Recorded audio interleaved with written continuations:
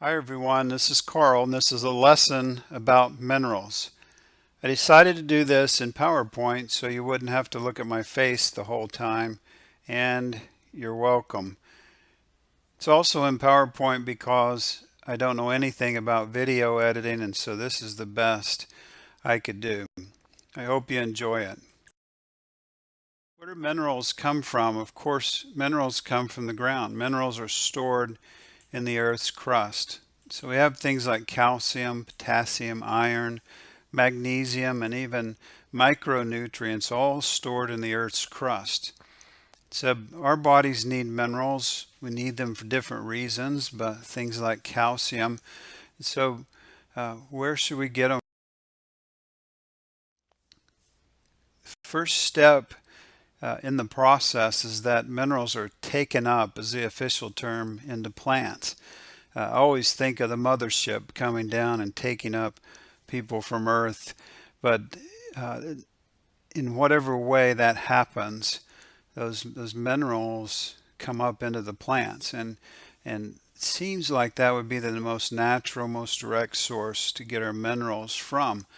But when we think about something like calcium, which is in the kale that's in this field, we often getting our calcium from a cow.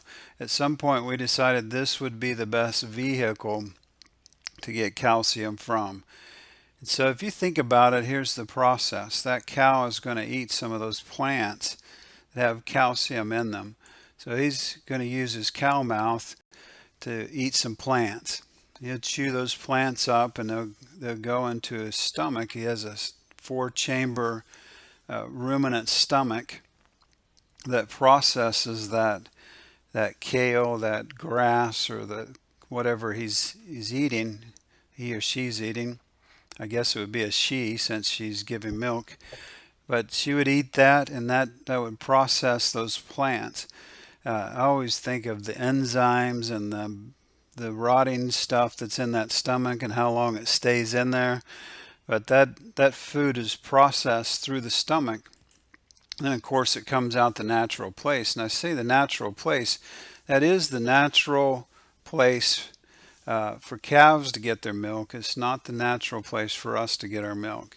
It doesn't look anything like where we drank milk as a baby, but it looks like the natural place for a baby calf. And a baby calf drinks that milk. That milk is designed exactly for it. It's designed to raise it from a little baby calf to a bigger baby calf in a short amount of time. And at that time, that calf will go on and eat grass, plants, and different things that it ruminates around and finds. And that it'll get its calcium and all of its nutrients from other things after it's been weaned off the milk. We, however, have decided this is a lifelong thing for us, but it really probably wasn't ever designed for us. Well, how do we know it wasn't designed for us? We know it wasn't designed for us because it has a lot of baggage with it. Dairy brings a lot of baggage that we really don't need. Saturated fat that causes heart disease. Pus cells that I don't even know what that does to you, but I certainly don't want to drink it. IGF-1, which could cause cancer. Casein, which also causes cancer. And believe it or not, most of the world is lactose intolerant. It's only some Europeans that have developed this tolerance to lactose. Little known fact that there's an increased risk of hip fractures for people that drink the most milk. And that's a long story that we don't have time to go into today. Foods that are high in calcium, there's other ways to get calcium. Lots of plants have high amounts of calcium. Spinach and collard greens and kelp and Swiss chard and kale, Brazil nuts, celery, almonds, and you can see the list. But many things have calcium in them, and they're designed without all the baggage that comes along with dairy. So back to the cow, we also had the bright idea at one time that maybe we could get our iron from animals. So we divide this cow up into pieces and eat that meat. and somehow get our iron and maybe some other nutrients or minerals from that cow or another animal. But the meat also has baggage.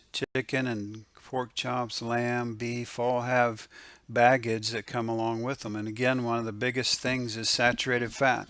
Saturated fat and hormones that have been injected into those animals, whatever's went into those animals has gotten concentrated, bring an increased risk of diabetes and cancer and other foodborne illnesses.